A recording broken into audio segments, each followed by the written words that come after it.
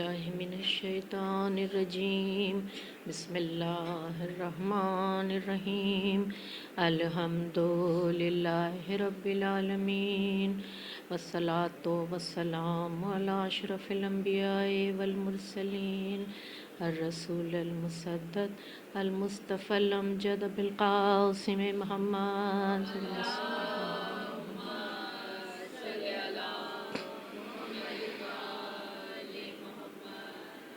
وعلى آلہ الطیبین الطاہرین المعصومین الذین اذهب اللہ عنہم الرجس وطہرہم تطہیرا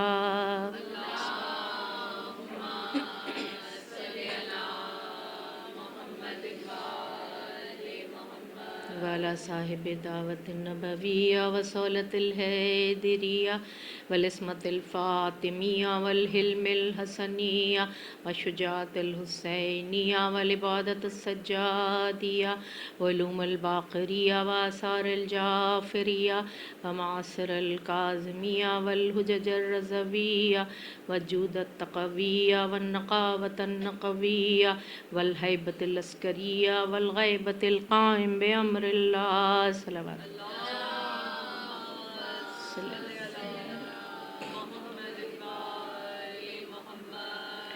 اما بعد فقد قال اللہ تعالی فی محکم کتاب بسم اللہ الرحمن الرحیم هو الذی بعث فی الامیین رسولا منہم یتلو علیہم آیاتہ ویزکیہم ویعلمہم الکتاب والحکمہ وإن کانوا من قبل لفی ضلال مبین صلوات اللہ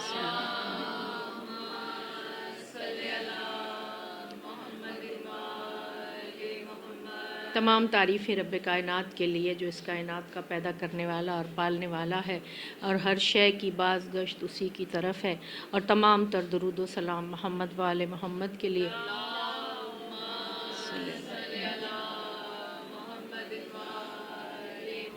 جو بارگاہ حق سے دین حق لے کر آئے اور اس کی حفاظت کا انتظام کیا۔ سرنامہ کلام کے لیے جس آیہ مبارکہ کی تلاوت کا شرف میں نے حاصل کیا، سورہ جمعہ کی آیت نمبر 2، جس کا ترجمہ کچھ یوں ہے کہ وہی تو پروردگار وہ ہے جس نے امیین میں سے انہی میں سے ایک رسول کو مبعوث کیا جو ان پر اس کی آیات کی تلاوت کرتا ہے، جو ان کے نفوس کا تزکیہ کرتا ہے، جو ان کو کتاب کی تعلیم دیتا ہے اور جو ان کو حکمت کی تعلیم دیتا ہے، اور اس سے پہلے تو وہ کھلی ہوئی گمراہی میں تھے۔ مسلسل گفتگو اخلاقیات کے عنوان پر، وقت چونکہ بہت کم ہوتا ہے اس لیے میں جلدی اپنی منازل سے گزرنے کی کوشش کرتی ہوں، لیکن انتہائی اہم گفتگو اور کچھ کبھی کبھی یہ خشک بھی ہو جاتی ہے لیکن بہت ضروری ہے، اور ہم سب اس پر غور کریں، اور یقیناً جب یہ انشاءاللہ عشرہ ختم ہوگا تو بہت سے موتی، بہت سے جواہر، بہت سے گوہر لے کے ہم ایسے اٹھیں گے کہ جو ہماری زندگیوں میں آئندہ ہمیں کام آئیں گے۔ درود بھیجیے محمد۔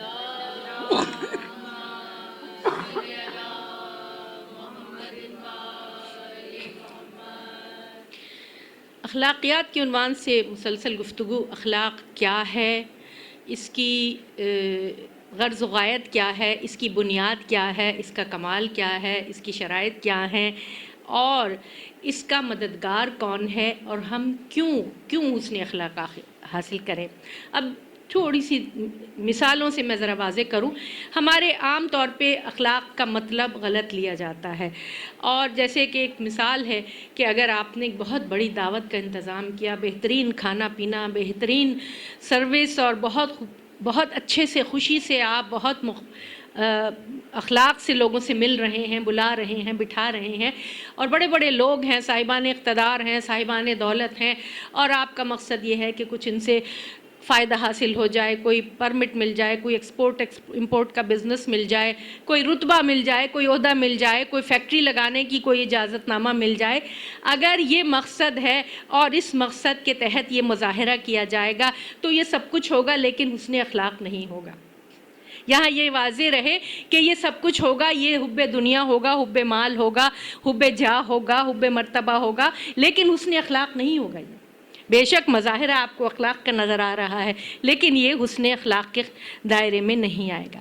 اسی طرح बोरियत का शिकार हैं ख़वातीन, उकताहट है, सुबह को कुछ करने को नहीं है, कॉफ़ी मॉर्निंग का इंतज़ाम किया, कॉफ़ी मॉर्निंग में पकौड़े, समोसे, केक बनाया, बहुत सलीक़े का आपका मज़ाहरा है, बेहतरीन कटलरी, बेहतरीन क्रॉकरी, बेहतरीन मेहमान नवाज़ी आपने की, आपने ख़ुद भी बेहतरीन तरीके से सब कुछ सर्व किया। ये सब कुछ होगा लेकिन हुस्न अखलाक नहीं होगा, क्योंकि आप उकताहट और बोरियत के तहत ये सारी महफ़िलें मुनक़्क़िद कर रहे हैं, अपनी शख्सी लज्जत के लिए, अपने आप को मसरूफ़ रखने के लिए कर रहे हैं। इसी तरह किसी कच्ची आबादी में जाके सोशल वर्क करना, गरीबों को तालीम देना, या बच्चों को पढ़ाना, या किसी और सफाई का इंतज़ाम करना, या इसलिए कि आपकी ख़बरें अखबार में, आपके फ़ोटो अखबार में छपे, टीवी में आपका कवरेज आए और आपकी शोहरत हो कि आप इतने बड़े सोशल वर्कर हैं, आप इतने बड़े समाजी कारकुन हैं कि आपकी खिदमात पूरे शहर में फैली हुई हैं। अगर ये सब कुछ नज़र में है तो ये सब कुछ होगा लेकिन हुस्न अखलाक नहीं होगा। अब हमें यहाँ ये देखिए बहुत ही बारीक सा फ़र्क होता है इन सब चीज़ों में, लेकिन इनको समझना, इनकी शनाख्त करना बहुत ज़रूरी है। इस्लामी अखलाक, जैसे मैंने कल भी अर्ज़ किया, वही की रोशनी में इस्लामी अखलाक के असूल मुरतब हुए हैं। मैं और आप अपनी ज़ाती मनफ़त, ज़ाती ख्वाहिश, ज़ाती मर्तबे, ज़ाती दौलत के हसूल की खातिर अखलाक के असूल को मुरतब नहीं कर सकते, और ये सब कुछ इख्तियार करके हम इस बात का दावा नहीं कर सकते कि हमने तो हुस्न अखलाक का मुज़ाहरा किया। ऐसा नहीं है। अगर आपने ये सब कुछ किया तो आपने हुब्बे माल, हुब्बे दौलत, हुब्बे दुनिया, हुब्बे जाह, हुब्बे ज़ात, अपने दिखावा, अपने आप, अपनी शान शौकत, अपना सलीक़ा, अपनी कुकिंग, अपना इंतज़ाम, अपना घर बार, अपना सब दिखाने के लिए किया। ये हुस्न अखलाक के दायरे में नहीं आएगा। यहाँ हम एक सवाल उठाते हैं, माशाल्लाह ज़ाकरा तशरीफ़ फरमाए, इज़्ज़त अफ़ज़ाई है कि आप मेरी सुनने के लिए गुफ्तगू तशरीफ़ लाई। दुरूद भेजिए मोहम्मद वाले मोहम्मद।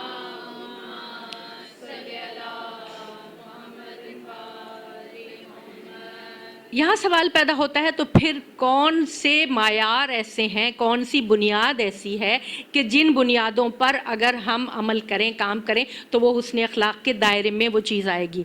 तो इसका बड़ा सिंपल, आसान, सादा सा जवाब, माफ़ कीजिएगा अगर मैं अंग्रेज़ी के अल्फाज इस्तेमाल करूँ, मुझसे बाकायदा फरमाइश की गई है, बच्चों ने फरमाइश की है कि आपकी उर्दू इतनी मुश्किल होती है, इतनी सकील होती है कि हमें समझ नहीं आती, आप तर्जुमा भी कर दिया कीजिए।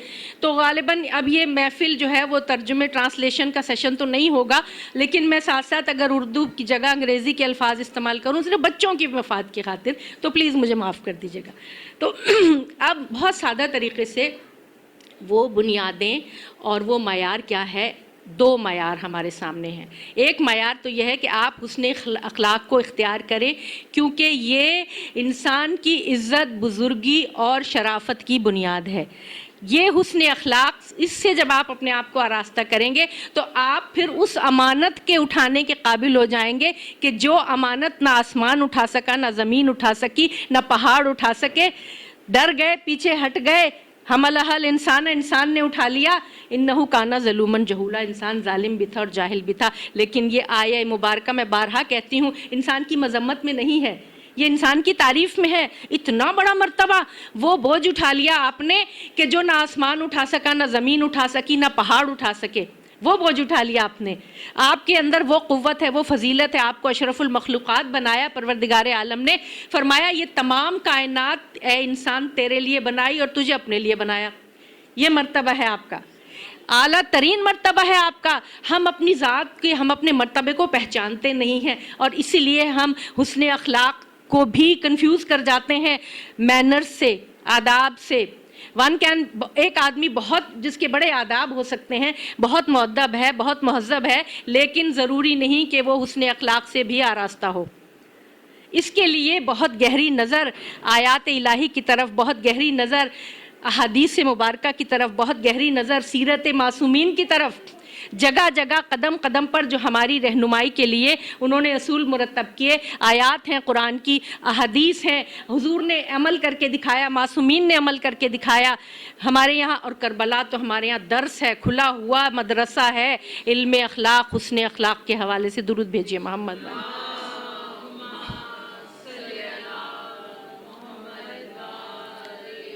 دو بنیادیں میں نے عرض کیا، ایک بنیاد یہ کہ علم اخلاق، حسن اخلاق کو اپنانے کی پہلی بنیاد تو یہ ہے کہ آپ اشرف المخلوقات ہیں، اللہ نے آپ کو وہ فضیلت، وہ بزرگی، وہ شرافت عطا کی ہے، اور اس مرتبے کے شایان شان ہونے کے لیے، اس مرتبے کے قابل بننے کے لیے حسن اخلاق اپنانا آپ کو ضروری ہے، ورنہ آپ اس مرتبے تک نہیں پہنچ سکیں گے۔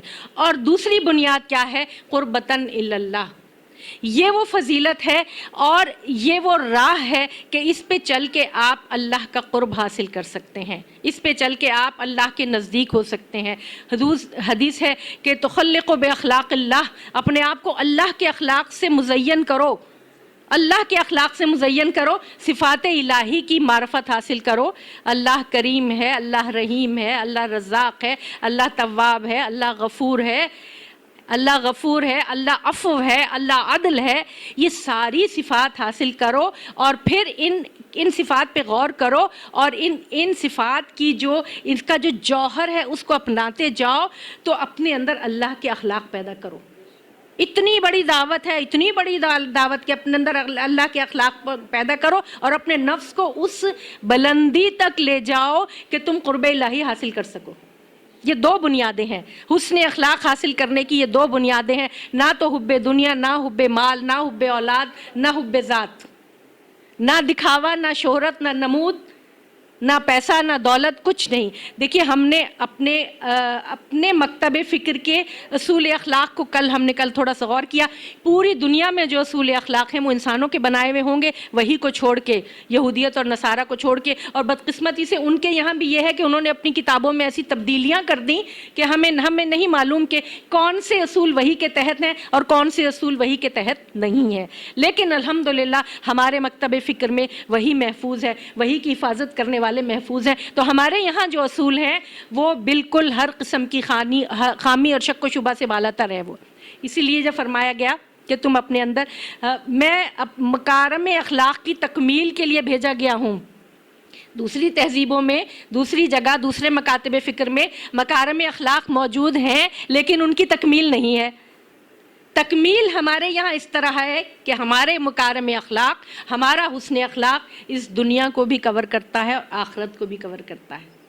مکمل اس وقت ہوتا ہے جب انسان کی زندگی حیات عرضی اور حیات اخروی دونوں پر حاوی ہو، دونوں کو وہ اپنے دائرے میں لے، تب وہ مکمل ہوتا ہے۔ اور ہمیں جو حکم ہوا ہے کہ تم اخلاق کے مرتبے پر آگے بڑھو، فائز ہو، اس کو حاصل کرو، اس کی شناخت حاصل کرو، اس میں فضائل اخلاق کو پہچانو، رذائل اخلاق کو پہچانو، فضائل اخلاق کو اپناؤ، اور رذائل اخلاق سے اپنا دامن چھڑانے کی کوشش کرو، اپنے آپ کو پاک صاف کرنے کی کوشش کرو۔ یہ اسی وقت ہوگا جب اس کی شناخت ہو سکے گی، جب اس کی پہچان ہو سکے گی، اور جب ہم اس کو اچھی طرح سے جانچیں گے، پرکھیں گے، اور دنیا کی بھیڑ چال اور دنیا کی جو روا روی اور ایک جو ریلا بہا جا رہا ہے اس میں اپنے آپ کو مت بہنے دیجئے، اس میں اپنے آپ کو خس و خاشاک کی طرح مت بہنے دیجئے۔ جو دنیا کر رہی ہے، ایک ٹرینڈ چل رہا ہے، ایک فیشن چل رہا ہے دنیا میں آج کل، سب کس چیز کے زیر اثر ہیں؟ ہم ایک نیو ورلڈ آرڈر، بدقسمتی سے اس کے زیر اثر ہم اور ہماری یہ آنے والی نسلیں۔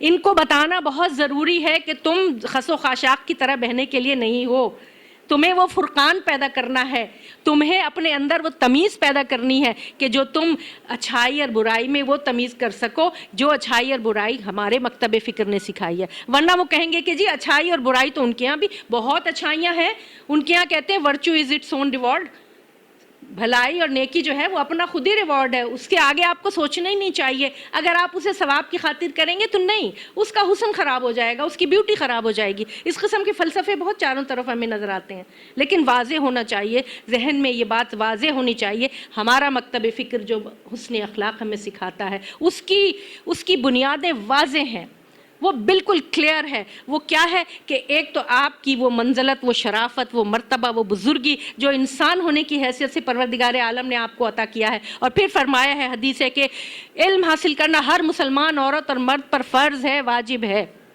وہ کون سا علم ہے؟ یہی علم نافع جو آپ کی شخصیت کو ابھارے، جو آپ کو گرو کرے، جو پرورش کرے، جو آپ کا تزکیہ کرے، تصفیہ کرے، یہ علم نافع، اس کو حاصل کرنا اور اس واجب ہے ہر انسان۔ اسی لیے ہمارے بچپنے کی عمر سے یہ چیز ہمارے نصاب میں شامل ہونی چاہیے۔ مگر ہمارے یہاں نصاب کو تو کوئی دیکھنے جانچنے پرکھنے والا ہے نہیں، وہ پتہ نہیں کن بنیادوں پہ بنایا جاتا ہے۔ ہاں بی اے کے لیول پہ جا کے یہ چیزیں تھوڑی سی داخل کی جاتی ہیں، کیونکہ یونیورسٹی میں نے دیکھا ہے کہ وہ یہ والی چیزیں نصاب میں شامل کرتے ہیں، لیکن بچوں کے لیول پہ اگر بچپن ہی سے یہ چیزیں دماغ میں راسخ کر دی جائیں، حسن اخلاق کیا ہے، فضائل کیا ہے، رذائل کیا ہے، تو یقیناً بہت فرق پڑنے والا ہے۔ درود بھیجیے محمد والے۔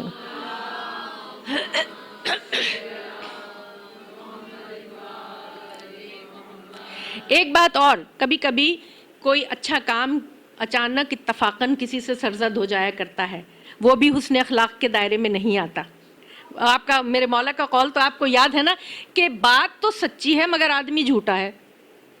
کبھی کبھی جھوٹا آدمی اگر سچی بات کر دے تو وہ حسن اخلاق میں شامل نہیں ہوگا، وہ حسن اخلاق میں شامل نہیں ہوگا۔ حسن اخلاق کی تعریف یہ ہے کہ وہ قوت، وہ طاقت کہ آپ سے اعمال بغیر کوشش کے، بغیر کسی پلاننگ منصوبے کے، خود بخود آپ سے ایسے سرزد ہوں کہ گویا چشمے سے پانی ابل رہا ہے۔ یہ ہے حسن اخلاق، یہ ہے طاقت۔ عام طور پہ عادت، خصلت کے معنی میں بھی بولا جاتا ہے، عام طور پہ طینت کے معنی میں بھی بولا جاتا ہے، اچھی طرح ملنے، خوشروئی سے، لیکن دراصل یہ طاقت ہے کہ جو آپ کے اندر ایسی ہو کہ آپ مختلف مواقع پہ زندگی میں، خوشی میں، غمی میں، مصیبت میں، راحت میں، ملنے میں، جلنے میں، اجتماع میں، تنہائی میں، انفرادیت میں، عبادت میں، بیماری میں، دکھ میں، کس طریقے کا رد عمل، کون سا بیہیویئر، کون سا آپ کا رویہ ہے، یہ ہے دراصل اخلاق۔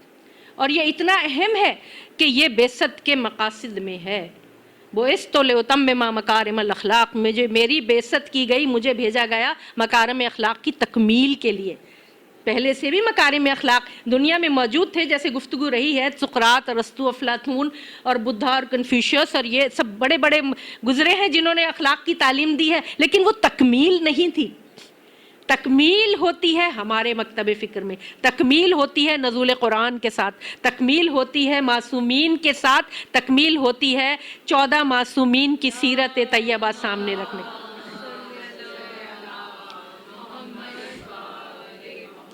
بہت واضح انداز میں یہ دو ہمارے سامنے واضح کہ ایک تو اپنی بزرگی، شرافت، انسانیت کے مرتبے کے قابل اپنے آپ کو بنانے کے لیے حسن اخلاق کا اپنانا ضروری ہے اور رذائل اخلاق سے دور رہنا۔ دوسرے قربتاً اللہ، اللہ کے قرب ہونے کے لیے ہماری تمام عبادتوں کی نیت ہی قربتاً اللہ ہوتی ہے۔ نماز پڑھتے ہیں قربتاً اللہ، روزہ رکھتے ہیں قربتاً اللہ، حج، عمرہ، زکوٰۃ، خمس، جو کچھ کرتے ہیں قربتاً اللہ۔ اور یقین کیجئے کہ یہ حسن اخلاق کا حاصل کرنا بھی عبادت کی ایک شاخ ہے، عبادت کا ایک حصہ ہے، اس لیے یہ بھی قربتاً اللہ ہونے چاہیے۔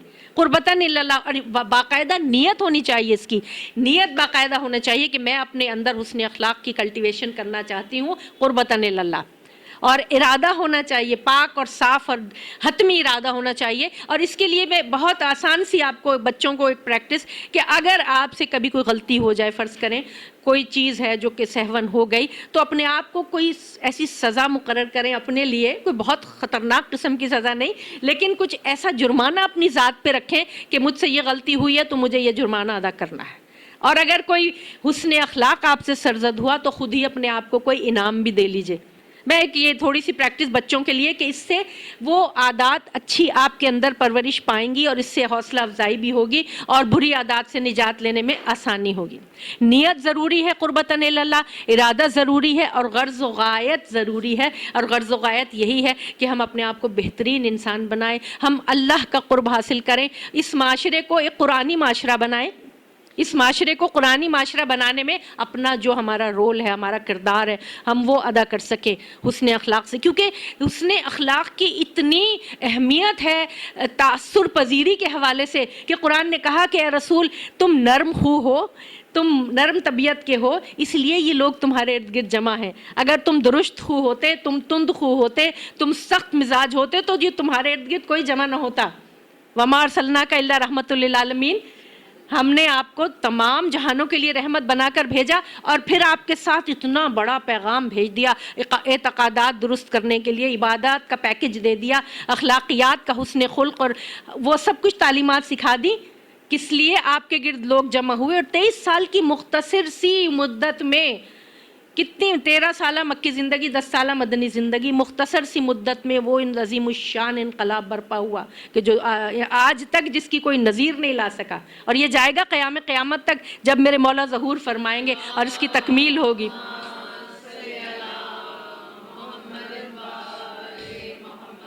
فضائل اخلاق کے حوالے سے حکماء نے فضائل اخلاق کو چار چیزوں میں انہوں نے تقسیم کیا ہے: شجاعت، حکمت، عفت، عدالت۔ شجاعت، حکمت، عفت، عدالت۔ اب تھوڑا سا انگریزی ترجمہ۔ شجاعت، کریج، بریوری عام طور پہ کہا جاتا ہے۔ اب ان فضائل کی بھی شاخیں ہیں جو کہ ہم زندگی میں، روزمرہ کی زندگی میں ہمیں یہ جگہ جگہ ہمیں ان سے واسطہ پڑتا ہے۔ حکمت، وزڈم، عقل، علم، اور عفت، پائٹی، آپ کی موڈیسٹی، عصمت، اور عدالت، جسٹس، اور اپنے آپ کو عدل پہ رکھنا، جسٹ، ان تمام خوبیوں کو جب ایک ساتھ پروان چڑھائیں گے تو ہم انشاءاللہ عدالت کے حامل ہو جائیں گے۔ درود بھیجئے محمد والے محمد۔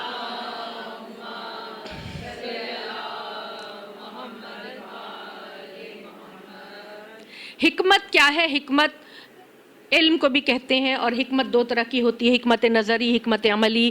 حکمت نظری عام طور پہ تھیری کہلاتی ہے، حکمت عملی عام طور پہ پریکٹیکل جو ہوتا ہے وہ کہلاتا ہے۔ اور حکمت کے تحت جو چیزیں آتی ہیں اس میں ذہن کی جتنی صلاحیتیں ہیں، آپ کی سمجھنے کی صلاحیت ہے، انٹیلیجنس ہے، آپ کی میموری ہے، آپ کا آئی کیو ہے، اور آپ کس طرح اپلائی کر سکتے ہیں، کس طرح علم حاصل کر سکتے ہیں، کس طرح اس کو ریٹین کر سکتے ہیں، کس طرح اس کو ریپروڈیوس کر سکتے ہیں، یہ سب چیزیں حکمت کے زیر تحت آتی ہیں۔ اور اس کو، اور یہ فرمایا آیہ مبارکہ میں جو آخری ہے، هو الذی بعث فی الامیین رسولا منہم یتلو علیہم آیاتہ ویزکیہم ویعلمہم الکتاب والحکمہ۔ والحکمہ، چار کام ہیں: آیات الہی کی تلاوت، نفوس کا تزکیہ، کتاب کی تعلیم، حکمت کی تعلیم۔ حکمت وہ خوبی ہے، حکمت وہ جوہر ہے کہ جس کو سکھانے کے لیے میرے مولا تشریف لائے۔ پروردگار عالم کی نعمتوں کا تو کوئی شمار نہیں ہے۔ سورہ رحمان نے بھی فرمایا نا، ہماری کون سی نعمت کو جھٹلاؤ گے، اور لیکن پروردگار عالم نے اس کو نعمت عظیم قرار دیا، بعثت کو۔ لقد من اللہ علی المؤمنین اذ بعث فیہم رسولا من انفسہم یتلو علیہم آیاتہ ویزکیہم ویعلمہم الکتاب والحکمہ وان کانوا من قبل لفی ضلال مبین۔ سورہ آل عمران کی آیت نمبر 164۔ اور یہ آیہ مبارکہ کے الفاظ بالکل وہی ہیں جو سورہ جمعہ کی آیت نمبر 2 میں ہے، اور یہ الفاظ وہی ہیں جو دعائے ابراہیمی کے ہیں، صرف تھوڑی سی رد و بدل کے بعد کہ دعائے ابراہیمی میں یزکیہم پہلے ہے، یتلو علیہم آیاتہ بعد میں ہے۔ تو اس طرح یہی الفاظ قرآن حکیم میں بار بار دہرائے گئے ہیں کہ یہ بعثت کا مقصد ہے۔ تو حکمت پر گفتگو ہوئی تو یہ بات میرے سامنے آئی، میں نے آپ کی نظر کی کہ پروردگار عالم نے احسان عظیم قرار دیا بعثت رسول کو۔ وہ کیوں؟ کہ وہ آیات الہی کی تلاوت کرتا ہے، وہ تمہارے نفوس کا تزکیہ کرتا ہے، وہ تمہیں حکمت کی تعلیم دیتا ہے، وہ تمہیں کتاب کی تعلیم دیتا ہے۔ اس سے قبل تم کھلی ہوئی گمراہی میں تھے۔ تو یہ حکمت وہ عظیم خوبی ہے کہ پروردگار عالم جب کسی سے خیر و خوبی کا ارادہ کرتا ہے تو اس کے قلب کو حکمت کے لیے کھول دیتا ہے۔ رب اشرح لی صدری ویسر لی امری واحلل عقدۃ من لسانی یفقہوا قولی، کہ میرے سینے کو تو کھول دے اور میری بات کو آسان کر دے، اور یفقہوا قولی، میری بات کو آسان کر دے۔ یہ حکمت بہت عظیم چیز ہے۔ اور کبھی اب محسوس اگر آپ کریں کہ میرا دل کچھ کھل رہا ہے کچھ سیکھنے کے لیے، حاصل کرنے کے لیے، تو سمجھے اللہ کی کرم نوازی، رحمت آپ کے اوپر ہو گئی، وہ دروازہ کھلنا شروع ہو گیا۔ درود بھیجئے محمد والے محمد۔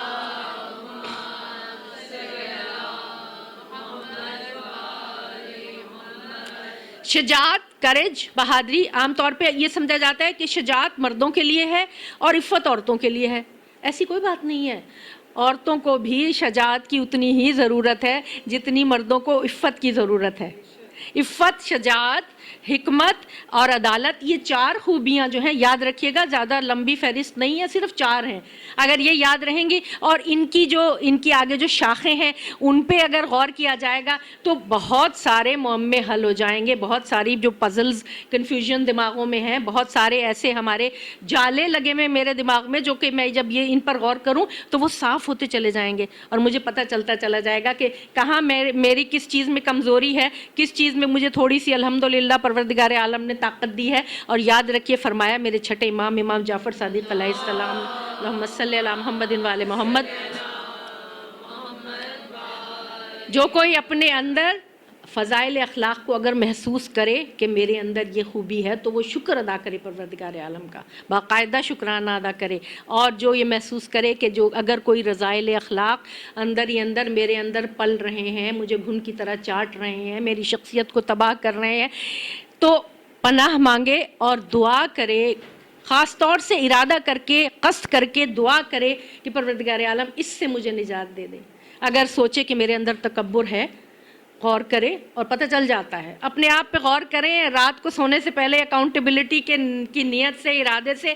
کبھی آپ کا نفس آپ سے جھوٹ نہیں بولے گا، انسان کبھی اپنے آپ سے جھوٹ نہیں بولے گا. پتہ چل جاتا ہے کہ میرے اندر تکبر ہے، میرے اندر حسد پرورش پاری ہے. اور حسد کیا ہے کہ وہ لکڑی کو جیسے آگ کھا جاتی ہے، ویسے انسان کے خوبیوں کو تمام خوبیوں کو حسد کھا جاتا ہے، چاہے جتنی بھی خوبیاں ہوں. یہ میں نہیں کہہ رہی ہوں، یہ معصوم کی حدیث ہے کہ حسد انسان کی خوبیوں کو ایسے کھا جاتا ہے کہ جیسے لکڑی کو آگ کھا جاتی ہے. اگر کبھی محسوس کریں کہ یہ سب کچھ میرے اندر پیدا ہو رہا ہے تو باقاعدہ ارادہ کر کے دعا کر کے اس سے پناہ مانگیں.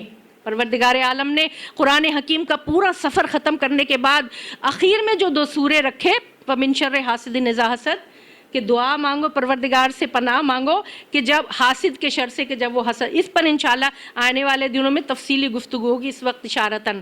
اور اگر کبھی انسان دل میں سوچے کہ میرے اندر بخل کی کیفیت پیدا ہو رہی ہے، یا میرے اندر نفاق پرورش پا رہا ہے، یا میرے اندر خود غرضی پرورش پا رہی ہے، پتہ چل جاتا ہے، تو پناہ مانگے. اور اس کے لیے معصومین نے ہمیں ہماری تربیت کے اصول بھی مرتب کیے ہیں، دعائیں بھی ہیں. دعائے مکارم اخلاق کیا شاندار دعا ہے میرے چوتھے امام کی، اس کو بھی انشاءاللہ تفصیل سے ہم اس کی اسٹڈی کریں گے.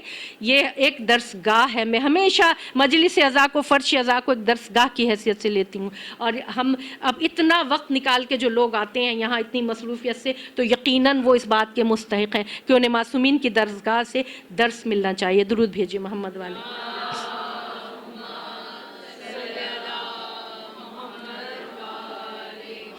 حکمت، شجاعت، عدالت، عفت. شجاعت، بہادری ایک یہ عام معنوں میں لیا جاتا ہے، لیکن اس کے جو اندر چیزیں آتی ہیں اس میں استقامت ہے، اس میں اسٹیڈ فاسٹنس ہے، اس کے اندر اپنی جگہ پر قائم رہنا ہے. اور اس کے بعد جب عدالت آتی ہے اس میں سچائی ہے، صداقت ہے، کمپیشن ہے، ہمدردی ہے، سوشل دنیا میں لوگوں کے ساتھ اچھا پیش آنا ہے، اور صبر ہے. شجاعت کے اندر صبر ہے، اور عفت کے اندر ماڈیسٹی بھی ہے، حیا بھی ہے، عصمت بھی ہے، انتظام بھی ہے، اور اس کی عصمت، اس میں وفاداری بھی ہے. اور یاد رکھنا چاہیے کہ اتنی نازک یہ چیزیں ہیں کہ اگر ہمیں حکم ہے مختلف واجبات کا، جیسے ایک معمولی مثال ہے کہ ہمیں بتایا جاتا ہے کہ بچیوں کو والدین بتاتے ہیں یہ کرو اور یہ نہ کرو، وہ عفت کے اصولوں کے تحت بتاتے ہیں کہ جب آپ عفت کے اصولوں میں اپنے آپ کو پابند رکھیں گے تو آپ اپنی عصمت کی حفاظت کر سکیں گے. اور اگر عفت کے اصولوں کو پامال کر دیا گیا، آج کل کی دنیا میں تو کوئی نہ اصول رہ گیا، نہ کوئی رکاوٹ رہ گئی، نہ کچھ بھی نہیں. بے تکلفی، نہ محرم کے ساتھ بے تکلفی سے ملنا جلنا بہت عزت کی بات سمجھی جاتی ہے، بہت روشن خیالی بہت سمجھی جاتی ہے، بہت عقل، بہت تعلیم یافتہ ہیں، بہت ان کے پاس کوئی اس قسم نہیں. ہماری آنکھ کا پردہ ہے. یہ عام طور پہ یہ جملہ سنا جاتا ہے کہ ہماری آنکھ کا پردہ ہے. یہ تمام اصول جب پامال ہوتے ہیں تو یہ ہم نے عفت کے اصول جب پامال کیے تو آگے جا کے اس کے نتائج بڑے خطرناک ہوتے ہیں. مجھے تفصیل میں جانے کی ضرورت نہیں ہے، ہم سب جانتے ہیں اس بات کو. اور اسی طرح مردوں کے لیے بھی غص بصر کا حکم ہے، نظریں نیچی رکھیں، بلا وجہ فضول کسی کے ساتھ جوکس، مذاق، لطف، بات چیت، ہنسی مذاق جو ہے اس کی اجازت نہیں ہے نہ محرم کے ساتھ. سب کو پتہ ہے ہمارے پاس الحمدللہ توضیح المسائل اور اس میں جتنی بھی چیزیں ہمارے مفاتیح الجنہ، اور ہمارے پاس تو اتنا بڑا ذخیرہ ہے درس کا کہ یہاں صرف یاد دہانی کی جاتی ہے. فرش اعضاء پہ بیٹھ کے ہم صرف یاد دہانی کراتے ہیں کہ آپ آگے جائیں، اندر جائیں، اور اس کے بعد اس میں تفصیل سے جائیں، اس پہ ریسرچ کریں اور دیکھیں کہ یہ تمام خوبیاں حاصل کرنے کے لیے آپ کو پروردگار عالم نے اپنی جانب سے بھی ایک مددگار فراہم کیا ہے. سورہ والشمس میں کیا فرمایا؟ بسم اللہ الرحمن الرحیم. اگر آج میں تھوڑا سبق زیادہ لے لوں تو مجھے معاف کر دیجیے گا. والشمس وضحاہا والقمر اذا تلاہا والنہار اذا جلاہا واللیل اذا یغشاہا والسماء وما بناہا والارض وما طحاہا ونفس وما سواہا فالہمہا فجورہا وتقواہا قد افلاح من زکاہا وقد خاب من دساہا. یہاں تک یہ نفس کے بارے میں. اس سے آگے جو ہے وہ قوم سمود کا ذکر ہے کہ جب قوم سمود نے سرکشی کی تو ان کا انجام کیا ہوا. ہم یہاں تک دیں گے پے در پے 11 قسمیں کھانے کے بعد اتنی اہم ترین قسمیں کہ سورج کی قسم اور سورج کی روشنی کی قسم اور چاند کی قسم اور چاند کے تلالوں کی قسم اور زمین کی قسم اور آسمان کی قسم اور زمین کے بچھانے والے کی قسم اور صبح کی قسم اور رات کی قسم اور نفس کی قسم اور نفس کے سنوارنے والے کی قسم. 11 قسمیں کھائیں. کس بات پر؟ کہ فَأَلْهَمْهَا فُجُورَهَا وَتَقْوَاهَا. ہم نے تمہارے اندر جو نفس رکھ دیا ہے اس کو ہم الہام کرتے ہیں تقوی کا اور فجور کا، نیکی کا اور برائی کا. ہم بتاتے ہیں، لیکن آپ کب اس قابل ہوں گے کہ آپ اس کو پہچان سکیں؟ کہ جب آپ تزکیہ نفس کریں گے. قد افلح من زکاہا. بس وہ کامیاب ہوا جس نے اپنے نفس کو پاک کیا. اپنے نفس کو پاک کیا تو وہ جو فَأَلْهَمْهَا فُجُورَهَا وَتَقْوَاهَا تھا وہ پورا کا پورا آپ کے اندر آ گیا. الہام کہتے ہیں عربی زبان میں پوری طرح نگلنے کو، گلپ کر لینے کو، پوری طرح اپنے اندر داخل کرنے کو. تو جب فَأَلْهَمْهَا فُجُورَهَا وَتَقْوَاهَا پروردگار عالم نے اپنی جانب سے بھیجا ہے تو آپ اسی وقت اس کو نگل سکیں گے، گلپ کر سکیں گے جب آپ کا یہاں سے یہاں کلیئر ہوگا، تزکیہ ہوگا، تصفیہ ہوگا. قد افلح کہہ دیا کہ وہ بس کامیاب ہوا جس نے اس کو پاک کیا. وقد خاب من دساہا، اور جس نے اس کو دبا دیا. دساہا کی ترکیب استعمال ہوتی تھی لڑکیوں کو زندہ دفن کرنے کے لیے. عربی زبان میں دساہا کہا جاتا تھا کہ جو بچیوں کو جب پیدا ہوتی تھیں بچیاں ان کو زندہ دفن کرتے تھے. انتہائی گھناونا فعل، انتہائی مذمت آمیز فعل کہ پروردگار عالم نے اس کی اتنی مذمت کی ہے. اور یہ دساہا کا لفظ اسی کے لیے استعمال ہوتا ہے کہ جس نے اپنے، اور اس میں کیونکہ یہ کام چھپ کے کیا جاتا تھا، یہ مجرمانہ کام، تو جس نے اپنے نفس کو دبا دیا اور چھپا لیا اور برائیوں میں ملوث کر لیا، بس وہ پھر ہلاک ہو گیا. تو یہ آپ کو پروردگار عالم کی طرف سے ایک تحفہ ہے. جو بچہ پیدا ہوتا ہے یہ تحفہ لے کر آتا ہے. یہ نفس لوامہ، اس کی قسم کھائی گئی ہے، نفس لوامہ کی قسم کھائی گئی ہے نا کہ جو تمہیں ملامت کرتا ہے. نفس کی قسمیں بالکل جلدی جلدی: نفس امارہ، نفس لوامہ، نفس ملہمہ، نفس مطمئنہ، نفس راضیہ، نفس مرضیہ. یہ نفس کی مختلف قسمیں. کسی وقت ٹائم ملا تو ان کی وضاحت انشاءاللہ آپ کے سامنے کروں گی. نفس لوامہ آپ کو ایک تحفہ ہے پروردگار عالم کی طرف سے، اور حسن اخلاق کے حصول میں یہ ہمارا مددگار ہے. یہ ہمارا مددگار ہے کہ اپنا تزکیہ کریں، نفس لوامہ کو تقویت دیں، نفس امارہ کو دبائیں، نفس امارہ کی حوصلہ شکنی کریں، تو you will be able to gulp the الہام. جو اللہ پروردگار عالم کی طرف سے جو آپ کے دل میں الہام ہوگا نیکی کا اور برائی کا آپ کو بتایا جائے گا، فرقان کی تمیز جو ہوگی وہ آپ کے سینے میں باقاعدہ اتر جائے گی، میرے سینے میں باقاعدہ وہ اتر جائے گی. پروردگار عالم کا وعدہ ہے، یہ قرآن کی آیت ہے. یہ میں کوئی اپنی طرف سے نہیں کہہ. درود بھیجیے محمد والے محمد.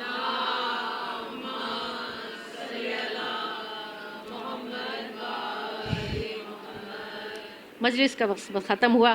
چند جملے مصائب کے.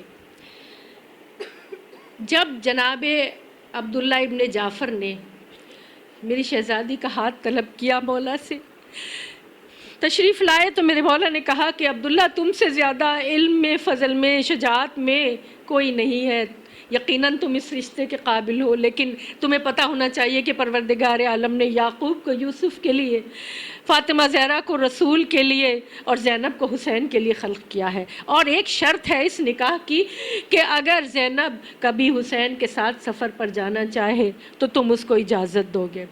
عبداللہ ابن جعفر نے یہ شرط منظور کی اور یہ بی بی کی شادی ہوئی. عبداللہ ابن جعفر سے 2 شہزادے ہیں بی بی کے، اون اور محمد. جب کربلا کا سفر درپیش ہوا تو جناب زینب نے بھائی کو بلایا، عباس مجھے بتاؤ کہ ساتھ جانے والوں میں کس کس کا نام ہے؟ جناب عباس نام لیتے جاتے ہیں، بی بی کا نام نہیں تھا، بی بی کا چہرہ متغیر ہوتا جا رہا ہے۔ بی بی نے پوچھا ماجائے کو بلاؤ، میں پوچھوں میرا نام اس میں کیوں نہیں ہے اس قافلے میں؟ میرے مولا تشریف لائے، فرمایا زینب جب تک تمہارے شوہر اجازت نہیں دیں گے میں کیسے تمہارا نام اس میں شامل کر لوں؟ بی بی تشریف لے گئی گھر، لکھا ہے مقاتل میں سر کے بال کھولے، ہاتھ جوڑ کے عبداللہ کے پاس آئیں۔ عبداللہ اس وقت بخار میں مبتلا تھے، کہا عبداللہ حسین جا رہے ہیں، مجھے اجازت دو کہ بابا نے نکاح نامے میں یہ شرط رکھی تھی کہ جب حسین کو سفر درپیش ہوگا تو تم مجھے اجازت دو گے۔ عبداللہ کہتے ہیں کہ میں نے شہزادی کی وہ حالت دیکھی کہ اگر میں اجازت نہ دیتا تو شہزادی کی روح قفس عنصری سے پرواز کر جاتی۔ عبداللہ نے اجازت دی، شہزادی تیار ہوئی۔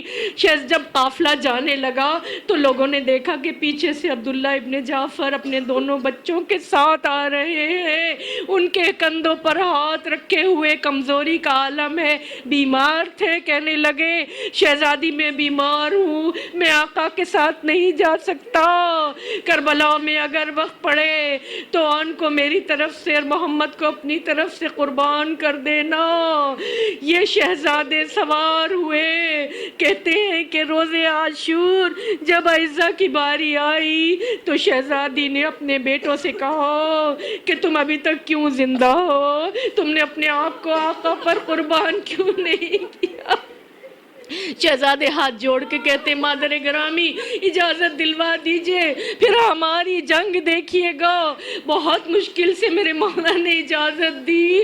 شہزادے میدان جنگ میں رجز پڑھتے ہوئے ہم علی کے نواسے ہیں، ہم جعفر طیار کے پوتے ہیں، ایسی جنگ کی کہ میدان جنگ میں، میدان کارزار میں علمان لفیظ کی صدائیں بلند ہونے لگیں۔ عمر سعد نے کہا تم دیکھتے نہیں ہو یہ کس کی اولاد ہے؟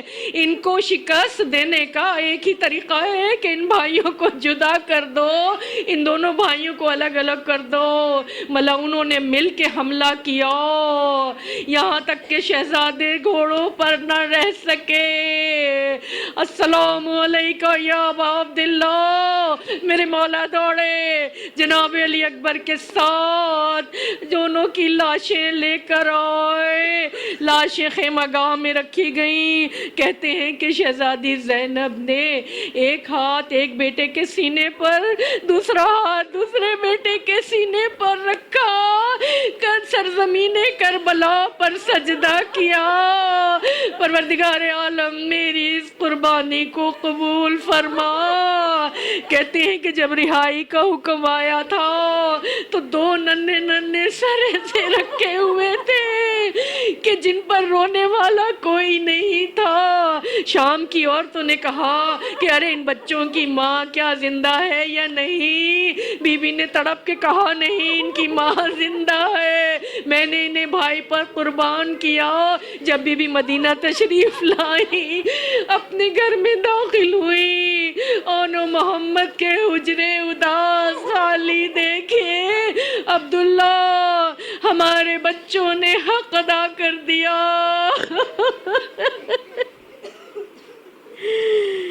لعنت اللہ علی القوم الظالمین۔ پروردگار ہماری اس قلیل لیکن عظیم عبادت کو اپنی بارگاہ میں قبول فرما۔ پروردگار اس فرش عزا کا صدقہ، چہاردہ معصومین کا صدقہ ہمیں فضائل اخلاق سے آراستہ کر اور رذائل کی بیماریوں سے ہمیں نجات دے، ہمیں صحت عطا کر، اپنی آخری حجت کے ظہور میں تعجیل فرما، ہمیں ان کے اعوان و انصار میں شامل فرمانا۔ ماتم حسین۔